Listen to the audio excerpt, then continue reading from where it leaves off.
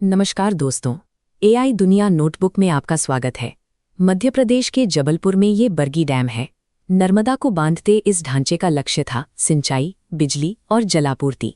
बिजली उत्पादन के मामले में ये बांध आज अपनी भूमिका निभा रहा है। ये विशाल पाइप और टरबाइन हर दिन राज्य के पावर ग्रिड को बहुत बड़ी मात्रा में ऊर्जा सप्लाई कर रहे हैं। और ये नहर उसी विजन का हिस्सा है जो मीलों दूर तक फैले सूखे खेतों की प्यास बुझाने के लिए निकाली गई है। लेकिन इन तकनीकी उपलब्धियों के पीछे एक ऐसी हकीकत छिपी है जिसने हजारों लोगों के जीवन को हमेशा के लिए बदल दिया। जिस पानी ने विकास का रास्ता साफ किया, उसी ने एक झटके में 162 गांवों का वजूद मिटा दिया। आज हम उसी कहानी की गहराई में उतरेंगे जिसे अक्सर फाइलों में दबा दिया जाता है। इस बदलाव की शुरुआत तब हुई जब बांध की दीवारें ऊंची होने लगीं और जलाशय में पानी का स्तर बढ़ना शुरू हुआ। प्रशासन का अनुमान था कि पानी धीरे धीरे फैलेगा, लेकिन हकीकत में जल स्तर उम्मीद से कहीं ज्यादा तेजी से ऊपर आया।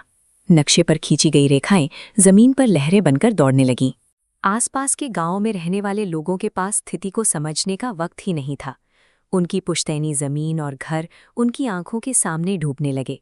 निकासी की प्रक्रिया शुरू तो हुई, लेकिन पानी की रफ्तार के आगे सरकारी इंतजाम छोटे पड़ गए। लोग सिर्फ अपनी जान और जो थोड़ा बहुत सामान हाथ लगा उसे लेकर भागने पर मजबूर थे।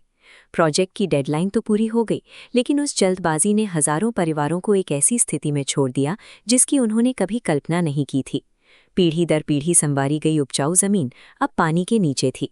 उन किसानों के लिए ये सिर्फ आर्थिक नुकसान नहीं था, बल्कि उनकी आजीविका का एकमात्र जरिया खत्म हो चुका था।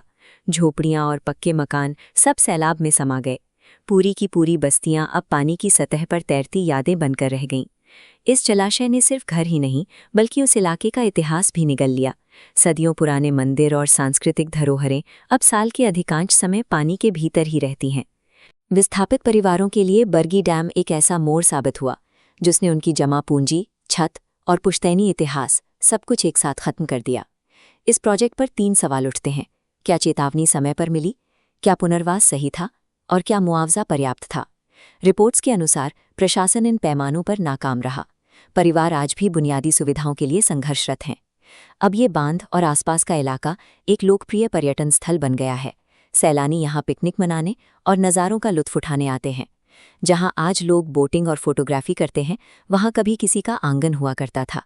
इस आधुनिक सुविधा की असली कीमत उन लोगों ने चुकाई है जो यहाँ से हमेशा के लिए बेदखल कर दिए गए।